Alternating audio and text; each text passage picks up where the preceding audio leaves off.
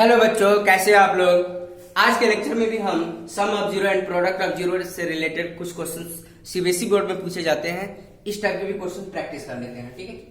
अब यहाँ पे देखो कैसे दे रखा है, the sum of zero of quadratic polynomial. ये पोलिनोमियल दे रखा है के x square plus 2kx plus 3k, ठीक है, is equal to their product, ठीक है। मतलब सम ऑफ जीरो दे रखा है, यहाँ पे दे रखा है कंडीशन। सॉल्यूशन देखो करते हैं, sum of zero and product of zero equal दे रखा है, sum of zeros equal to product of zeros, product of zeros, ठीक है। आई बात समझ में, क्लियर है। तो अब यहां पर हमें नहीं पता है जीरोस क्या है, तो हम एज्यूम कर लेंगे लेट, ठीक है, let alpha and beta are the zeros of F of X, ठीक है। मतलब sum of zero alpha plus beta equal to product of zero. ये बात समझ में आ रही है, ठीक है। ये इक्वल दे रखा है, तो हमने एज्यूम कर लिया let alpha and beta are the zero of F of x. तो ये क्या हो गया, alpha plus beta equal to alpha into beta. ये हमारी इक्वेशन 1 बना लोगे, ठीक है। तो हमें ये पता करना है, ठीक है। तो इस इक्वेशन से हम निकाल लेंगे। तो अब देखो यहां से हमें k की वैल्यू निकालनी है। तो देखो यहाँ पर थोड़ा सा अलग टाइप का क्वेश्चन है, लेकिन करना वैसे ही है, ठीक है। देखो तो देखो हमारे पास पॉलिनोमियल क्या था, f of x equal to क्या था, के x square plus 2x plus 3k, ठीक है। तो पहले ए बी सी हम निकाल ले, फिर अल्फा बीटा निकालो या अल्फा बीटा निकालो। तो अल्फा प्लस बीटा क्या होगा, माइनस बी बाई ए। तो पहले ए, इसको ए बी सी निकालो, कंपेयरिंग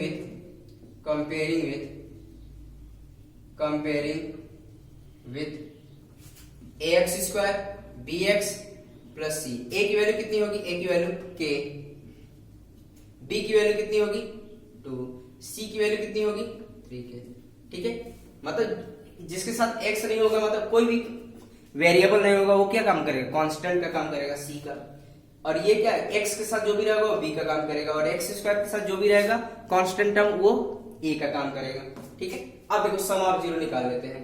तो हमें पता है सम ऑफ जीरो क्या होता है, sum of zero minus B by A, clear है student, minus B by A. तो सम ऑफ जीरो कर लेते हैं, सम ऑफ जीरो। तो माइनस की जगह माइनस ही रखो, ठीक है। अब b की वैल्यू क्या है, -2 है, और a की वैल्यू कितनी है, k है, ठीक है। ये बात समझ में आ रही है, क्लियर। अब प्रोडक्ट ऑफ जीरो क्या होगा, product of zero c by A, constant term divide by coefficient of x का स्क्वायर। तो c क्या है हमारे पास 3k, alpha into beta 3k, ठीक है। आएगा समझ में। अब ये a क्या है, k है। तो फाइनली हमें क्या मिल गया, alpha into beta equal to 3 मिल गया। ये स्टूडेंट बात समझ में आ रही है, क्लियर है। तो अब यहाँ देखो, तो देखो इन दोनों की वैल्यू फ्रॉम इक्वेशन 1 में पुट कर देंगे, ठीक है। अब देखो नहीं तो इसको इक्वेशन 1 सेकंड मान लो, इसको थर्ड मान लो। तो फाइनली हम कह सकते हैं फ्रॉम इक्वेशन 1 2 एंड 3। तो तीनों इक्वेशन की हेल्प से देखो, ये इक्वेशन 2 मान लिया, इक्वेशन 3 मान लिया। तो इसमें दोनों की वैल्यू पुट कर दो, अल्फा प्लस बीटा की वैल्यू क्या पुट कर देंगे, इधर पुट कर देंगे, अल्फा इंटू बीटा की वैल्यू क्या पुट कर देंगे 3। तो देखो पुट करते हैं, ठीक है, -2 बाई के, और ये क्या आ गया 3 आ गया, क्लियर है स्टूडेंट। क्रॉस मल्टीप्लाई करो तो -2 बाई 3 के। तो के की वैल्यू हमारे पास क्या आ गई आपकी, ये आ गई, ठीक है। तो स्टूडेंट समझ में आ रही बात, बहुत आसान है। के की वैल्यू हमने फाइंड आउट कर लिया, के इक्वल टू हमारा ये आ गया, ठीक है। इसमें एक बात और है, जिससे मतलब कभी कभी क्या होता है स्टूडेंट इसको कैंसिल नहीं करते हैं। सपोज करो इसको अगर मान लो इसको कैंसिल नहीं करते हो, मतलब ये क्या है, सी की वैल्यू क्या थी 3k, ठीक है, और के मान लो सपोज करो कैंसिल नहीं किए, ये हमारी थर्ड इक्वेशन। तो फ्रॉम 1 एंड 2 से हम क्या सकते हैं, इसको देखो लिख सकते हैं, क्या लिखेंगे 3k डिवाइड बाई k। तो ध्यान देना, अगर मान लो कैंसिल नहीं करते हो तब की बात कर रहा हूं मैं। तो देखो इसको इससे मल्टीप्लाई करो, क्या -2k, इसको इससे मल्टीप्लाई करो क्या आएगा 3k का स्क्वायर आएगा, क्लियर है स्टूडेंट। अब क्या काम करना, इसको इधर लेके आओ। तो 3k का square plus 2k equal to 0। अब देखो यहां से क्या बाहर निकाल सकते हैं, k बाहर निकलेगा, आई बात समझ में। तो यहाँ पे देखो, यहाँ पे क्या बच गया 3k प्लस 2 बच गया इक्वल टू 0। तो देखो अब देखो k की इक्वल टू 0 हो गया, और ये 3k प्लस 2 इक्वल टू 0। तो k की वैल्यू एक 0 आ गई, और एक वैल्यू क्या आ गई -2। तो k की वैल्यू -2 बाई 3, यही हमारी वैल्यू आई थी। ये तो है, लेकिन देखो k की वैल्यू में डाउट है, k इक्वल टू 0 नहीं हो सकता। क्यों? k की वैल्यू ये तो होगा ही नहीं। क्यों? देखो क्यों नहीं होगा, इसका भी रीजन है क्यों नहीं होगा। क्योंकि अगर मान लो हमारे पास ये पॉलिनोमियल है 2x प्लस 3k, तो अगर k की वैल्यू 0 पुट करते हैं, सपोज करो k की वैल्यू 0 पुट करते हो, तो ये देखो 0 इंटू एक्स का square plus 2x plus 3 into A, तो यहाँ पर तो a की वैल्यू 0 होगी। अब कंडीशन हमारा क्या था, quadratic polynomial a not equal to 0, तो ये पूरा 0 बन गया, तो ये क्या बन जाएगा, लीनियर बन जाएगा, तो क्वाड्रेटिक तो रहेगा ही नहीं ये। इसीलिए k की वैल्यू जब इक्वल टू 0 तो कभी किसी कीमत पर हो ही नहीं सकती। ठीक है, आई बात समझ में। तो k not equal to 0 condition था हमारे क्वाड्रेटिक के लिए। ठीक है, a की वैल्यू 0 नहीं हो सकती, तो ये होगा नहीं। फाइनल आंसर हमारा क्या हो जाएगा, ये हो जाएगा। वैसे भी कर सकते हैं, ऐसे भी कर सकते हैं। ये वाला मैं केस क्यों बताया, कभी कभी बच्चे कंफ्यूज हो जाते हैं कि सर 2 वैल्यू आ रही है। अगर 2 वैल्यू आ रही है तो यहाँ पर पुट करके देख सकते हैं कि हमारी इक्वेशन में वैलिड है या नहीं है। ठीक है, वहां से भी आपको चेक करना पड़ेगा। तो यहाँ पर चेक करके दिया, तो ये कंडीशन है a की वैल्यू 0 नहीं हो सकती, इसलिए k नॉट इक्वल टू 0। ठीक है, 0 नहीं हो सकता। ठीक है स्टूडेंट, तो नेक्स्ट क्वेश्चन कर लेते हैं हम। तो हमारा नेक्स्ट क्वेश्चन है, if alpha and beta are the zero of polynomial हमारे पास ये दे रखा है X square minus 5x plus B such that alpha minus beta दे रखा है। ठीक है, then find the value of k। तो बहुत आसान है, कुछ है नहीं यहाँ पर। तो हमारे पास पॉलिनोमियल क्या है, f of x equal to X का square minus 5x plus B. पहले sum of zero and product of zero निकाल के देखते हैं। ठीक है, क्या है, कंपेयरिंग कर रहे हैं, comparing with ax square bx plus c। तो a की वैल्यू कितनी है 1, b की वैल्यू कितनी है -5, c की वैल्यू कितनी है p है। ठीक है, तो सम ऑफ जीरो निकालते हैं। सम ऑफ जीरो क्या देगा, माइनस बी बाई ए आएगा। आई बात समझ में स्टूडेंट। तो अल्फा प्लस बीटा की वैल्यू हम निकाल लेंगे यहाँ से।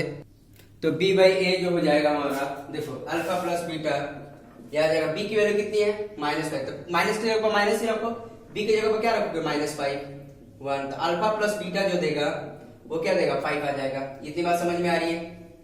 तो इसी से हम सॉल्व कर सकते हैं। देखो इसी से सॉल्व कर सकते हैं, क्योंकि अल्फा माइनस बीटा, देखो प्रोडक्ट ऑफ जीरो निकालने की जरूरत ही नहीं पड़ेगी। क्यों, देखो अल्फा माइनस बीटा दे रखा है, ये क्या देगा 1, इसको पहला मान लो, इसको सेकंड मान लो।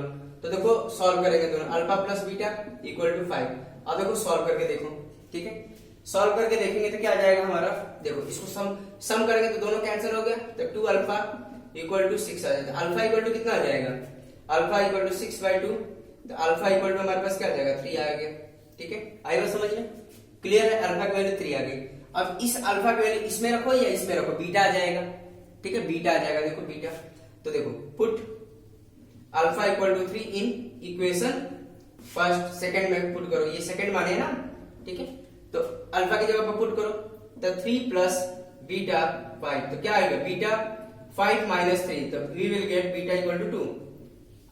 आई बस समझ में स्टूडेंट। तो देखो हमें अल्फा मिल गया और बीटा मिल गया, तो देखो प्रोडक्ट ऑफ जीरो निकाल सकते हैं। प्रोडक्ट ऑफ जीरो क्या होगा, alpha into beta equal to क्या होगा, c बाई ए होता है, constant term divide by coefficient of x का स्क्वायर। तो अल्फा इंटू बीटा, c की वैल्यू कितनी है, c की वैल्यू p है। देखो a की वैल्यू कितनी है 1, तो देखो अल्फा की वैल्यू कितनी थी हमारे पास 2, मतलब 3 थी, 3 देखो 3 पुट कर लो, 3 इंटू 2 इक्वल टू p, तो p इक्वल टू कितना आ गया, p इक्वल टू 6 आया। तो हमें p की वैल्यू बतानी थी, p की वैल्यू। ठीक है, p इक्वल टू कितना आ गया 6 आ गया। आई बात समझ में स्टूडेंट। तो p की वैल्यू हमारी 6 आ गई। क्लियर है। तो ऐसे क्वेश्चन आएगा तो आपको ऐसे ही सॉल्व करना होता है। ठीक है, नेक्स्ट क्वेश्चन देख लेते हैं। तो देखो स्टूडेंट, इसको कैसे करेंगे, if alpha and beta are the zero of quadratic polynomial. ठीक है, f of x kx square 4x plus 4 है सच दैट अल्फा स्क्वायर, देखो ये दे रखा alpha square plus beta square 24, then find the value of k की value बताएंगे, क्योंकि यहाँ पर जो क्वाड्रेटिक है उसमें a क्या दे रखा है, k दे रखा है। ठीक है, तो उसकी वैल्यू हमें फाइंड आउट करनी है। तो सबसे पहले क्या काम करेंगे, पहले सम ऑफ जीरो निकाल लेते हैं, प्रोडक्ट ऑफ जीरो निकाल लेते हैं, क्योंकि इसको फाइंड आउट करने में जरूरत पड़ेगी। तो देखो यहाँ पर f ऑफ x क्या है हमारे पास, kx square plus 4x plus 4। तो सबसे पहले हम यही करते हैं कि sum of zero and product of zero find out कर लेते हैं, हमेशा यही करना होता है। ठीक है, तो अब इसको comparing with ax square bx plus c, a की वैल्यू कितनी है k, बी कितना है 4 है, सी कितना है 4 है, ठीक है, सी की वैल्यू 4 है, बी की वैल्यू 4 है और ए की वैल्यू क्या है 4 है, ठीक है स्टूडेंट, आई बात समझ में। सम ऑफ जीरो निकाल लो, सम ऑफ जीरो क्या देगा माइनस बी बाई ए देगा, ठीक है। तो sum of zero alpha plus beta कितना होगा, माइनस की जगह पर माइनस रखो, बी की वैल्यू कितनी है 4 है और ए की वैल्यू कितनी है के है, ये बात समझ में आ रही है स्टूडेंट, क्लियर है। प्रोडक्ट ऑफ जीरो निकाल लेते हैं, तो प्रोडक्ट अल्फा इंटू बीटा कितना होगा सी बाई ए, क्लियर है। तो अल्फा इंटू बीटा, सी कितना हमारे पास सी 4 है और ए कितना हमारे पास के है, तो ये आएगा समझ में। तो सम ऑफ जीरो मिल गया और प्रोडक्ट ऑफ जीरो मिल गया। अब देखो इसको सॉल्व करते हैं, तो हमें ये दे रखा है अल्फा का स्क्वायर प्लस बीटा का स्क्वायर इक्वल टू 24 दे रखा है, ये गिवन है, क्या है गिवन है, ये बात समझ में आ रही है।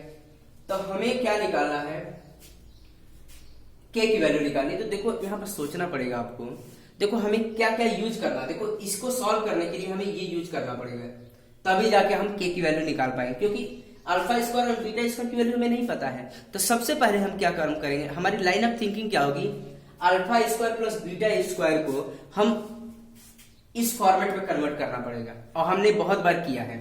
इसको हमने क्या लिखा है हमेशा, इसको हम क्या लिख सकते हैं लेफ्ट हैंड साइड को, अल्फा प्लस बीटा का square minus 2 time alpha beta लिख सकते हैं।